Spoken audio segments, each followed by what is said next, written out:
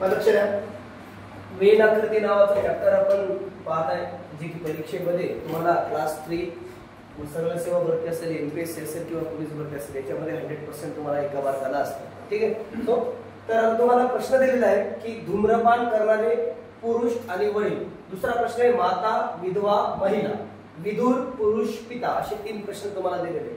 आता या प्रश्नाची उत्तरं सोडवत असताना तुम्हाला नातेसंबंध माहित असणं फार गरजेचं आहे. त्याच्यानंतर तुम्हाला प्रत्येक शब्दाचा वैयक्तिक असणारा वस्तुनिष्ठ अर्थ सुद्धा माहित असणं गरजेचं असतं. ठीक आहे. सो नाहीतर तुम्ही आकृती तुम्हाला परीक्षेत काढायची नाही, तुम्हाला परीक्षेमध्ये आकृती सर्च करायची, बरोबर आहे, तुम्हाला डायग्राम काढायची नाही, पण तुम्हाला सराव करत असताना आकृत्या काढून सराव करावा लागणार आहे. ध्यानात राहू द्या.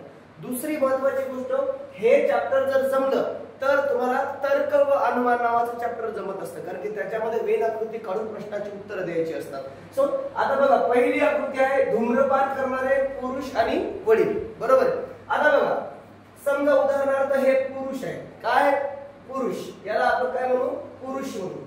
आता बघा, सगळे वडील कोण असतात, पुरुष असतात. तुम्ही वडिलाला पुरुषाच्या बाहेर काढू शकता का? जे पुरुष नाही ते वडील नसते, हे ध्यानात राहू द्या. ठीक आहे. मग पहा, हे काय वडील. आता धूम्रपान करणारे, धूम्रपान म्हणजे काय, बिड्या काड्या ओढणारे, बरोबर आहे. मग आता फक्त पुरुषाला आणि वडिलांनाच बिड्या काड्या ओढायचं पुरतं घेतलं का? नाही.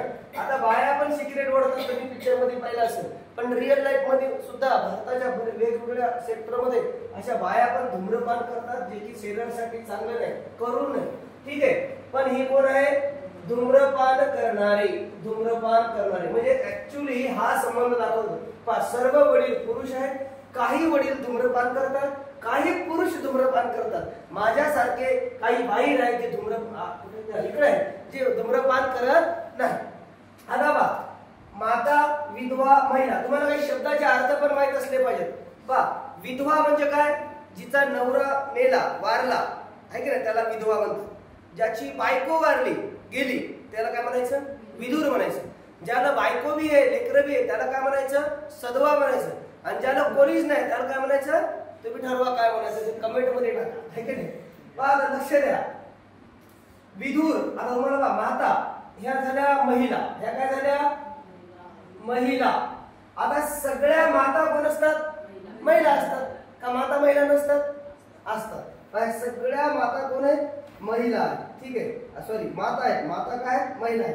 आता विधवा, सगळ्याच महिला मातांचे नवरे वारले असतील का, नाही, काही मातांचे, म्हणजे असं दाखवावं लागेल. पण शेवटी विधवा सुद्धा कोण असती, महिला असते. म्हणजे सर्वच विधवा कोण असतात, महिला असतात. म्हणून हे 2. आता मी जे गणित करतोय याचा अर्थ हे असे आहेत, ह्या माता बी आहेत आणि विधवा बी आहेत. लक्षात आलं, ह्या माताच आहेत, विधवा झाल्या नाही. ह्या विधवा आहेत पण अजून आई झाल्या नाही, है की नाही. त्याचा अर्थ असा होत असतो. ठीक आहे. आता विधुर, समजा उदाहरणार्थ हे पुरुष आहे, बरोबर, हे काय पुरुष. आता सगळे पिता, वडील कोण असतात, पुरुष असतात, म्हणजे पुरुष लिहा, पिता लिहा. आता पिता लिहिले. आता विधुर म्हणजे काय, बायको मरणे. मग आता याच्यातल्या सगळ्या पिताची बायको वारली असेल का, नाही.